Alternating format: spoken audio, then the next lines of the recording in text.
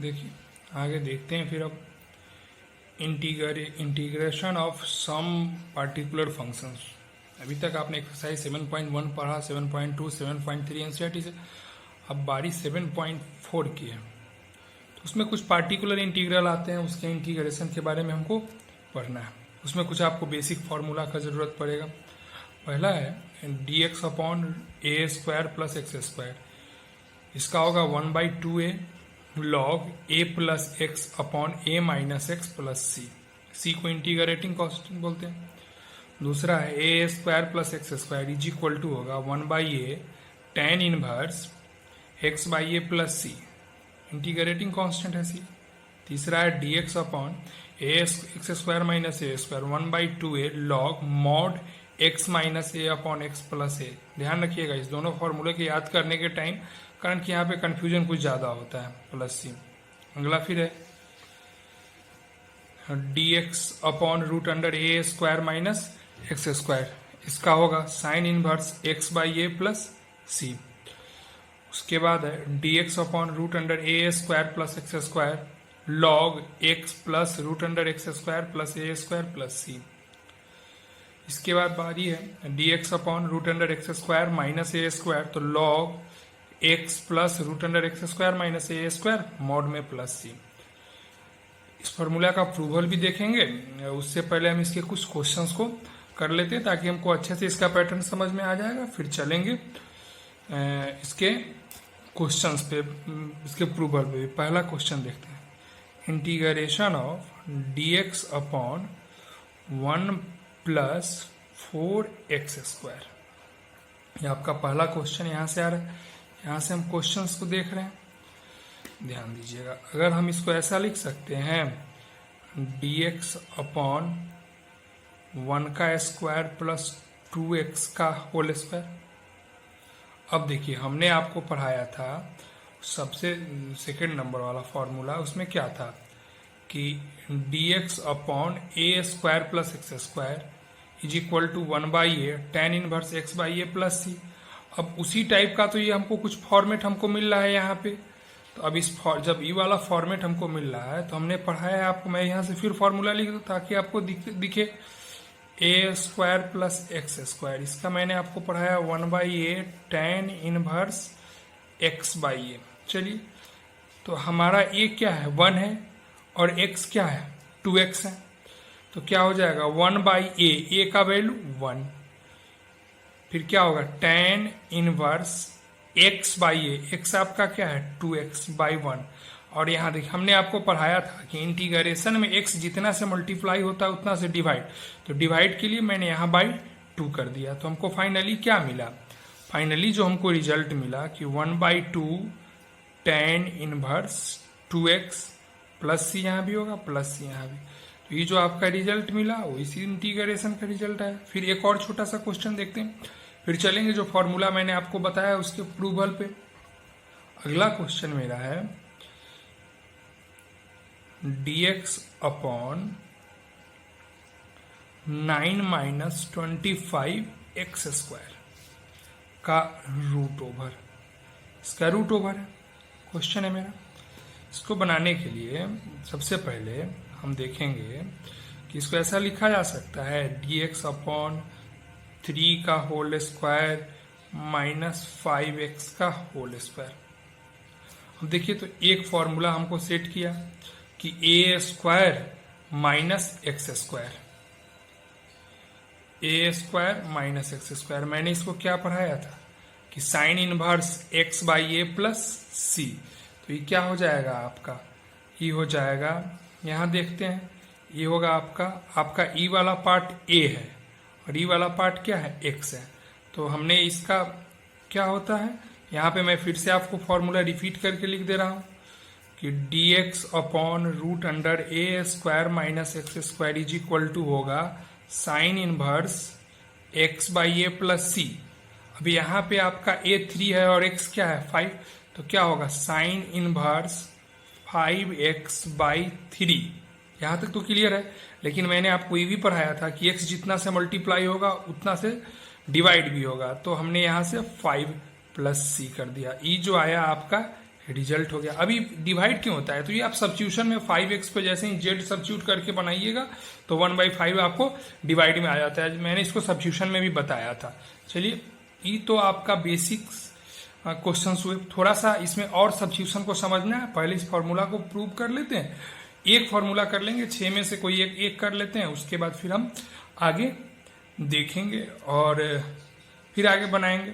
चलिए, इसके फॉर्मूला को प्रूवल करने के लिए ना कुछ बेसिक्स जो प्रूवल वाले रिजल्ट्स हैं वो आपको याद रखने होंगे। देखिए, सम ट्रिगोनोमेट्रिकल सब्स्टिट्यूशंस, जब कभी भी ए स्क्वायर माइनस एक्स स्क्वायर का केस आएगा, 11th क्लास में भी आपने पढ़ा होगा, तो हम पुट करेंगे x equal to a sine theta और ए कॉस थीटा। जब कभी भी x square plus a square का केस आएगा तो पुट करेंगे x equal to a tan theta और या आप ए कॉट थीटा पुट कर सकते हैं।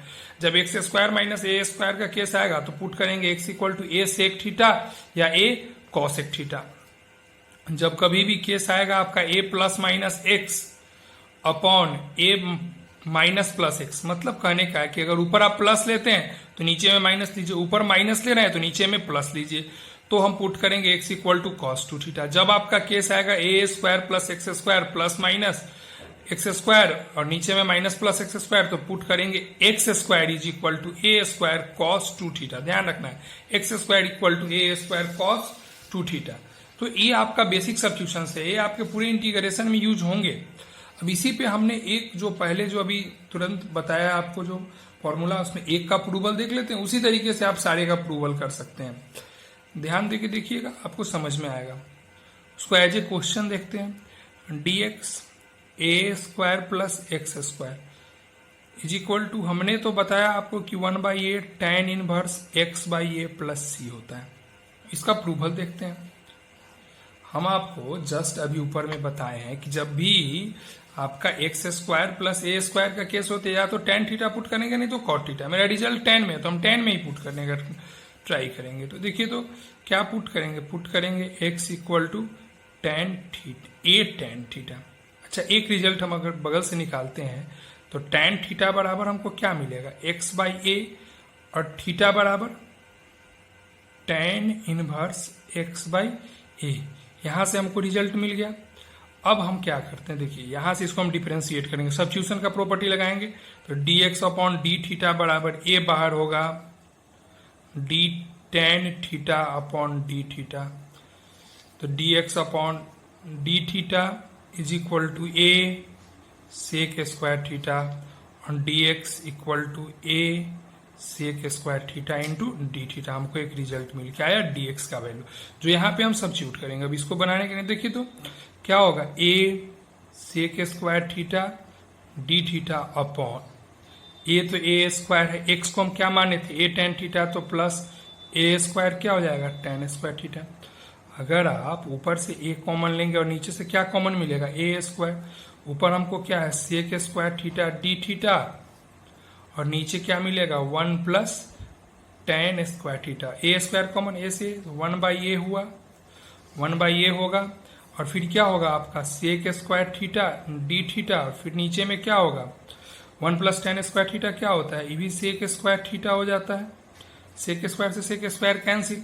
अब आपका 1/a इंटू क्या मिला डी थीटा। हमने आपको पढ़ाया है कि dx का इंटीग्रेशन x होता है, तो डी थीटा का इंटीग्रेशन क्या होगा थीटा, थीटा प्लस c, मतलब फाइनली 1/a। थीटा का वैल्यू आपने क्या निकाला है यहाँ पे tan इनवर्स x/a, तो tan inverse x/a plus c। यही ने रिजल्ट आपको प्रूव करना था, यहाँ पे आ गया। तो इस तरीके से आप पहले सारे को प्रूवल कर लेंगे तो एज ए क्वेश्चन भी हो जाएगा। और सीबीएसई ने इसमें जो अभी हम आपको 9 बताए हैं उसका 1-2 का प्रूवल भी एग्जाम में सीबीएसई ने, मतलब प्रूवल क्या एज ए क्वेश्चन ही उसको पूछ लिए हुए था, तो उसको थोड़ा ध्यान से देखना जरूरी है। चलते हैं इस पैटर्न के 1-2 क्वेश्चंस भी और देखते हैं।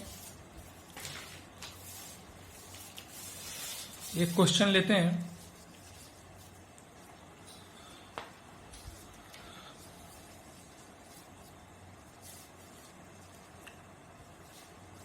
पहला क्वेश्चन है मेरा 3x स्क्वायर अपॉन x का पावर 6 प्लस 1 dx। देखिए हम ऐसा लिख सकते हैं 3x square upon x cube का होल स्क्वायर प्लस 1 dx, और हमने सब्स्टिट्यूट कर लिया x cube equal to z. अब इसको डिफ्रेंशिएट करिएगा तो dx cube upon dx equal to क्या होगा, dz अपॉन dx। इसका क्या मिलेगा, 3x square equal to dz upon dx। तो 3x स्क्वायर dx बराबर क्या मिलेगा आपको, dz। हमको एक रिजल्ट मिला, उस रिजल्ट में हमको एक वैल्यू मिल रहा है कि 3x square is equal to क्या मिल रहा है, dz। क्वेश्चन में मेरा यहाँ 3x स्क्वायर है, इसकी जगह पे हम क्या लिख सकते हैं, dz, और इसको z माने हैं तो ये आपका z स्क्वायर प्लस 1। यहाँ से हमको फॉर्मूला क्या मिल रहा है, dx upon x square plus a square. क्या होता है इसका, 1/a tan inverse x by a plus c। अब इसके प्रिंसिपल पर इसका क्या होगा, तो 1/a, a आपका क्या है 1/a, तो a भी आपका 1 ही है। tan इनवर्स क्या होता है, x बाई ए के केस में आपका x का वैल्यू z है तो z/1 प्लस c। फाइनली 1/1 कोई बात ही नहीं है। tan इनवर्स z को आपने क्या माना था, x क्यूब, तो x क्यूब प्लस c आपका रिजल्ट आ गया। एक और क्वेश्चन देखते हैं।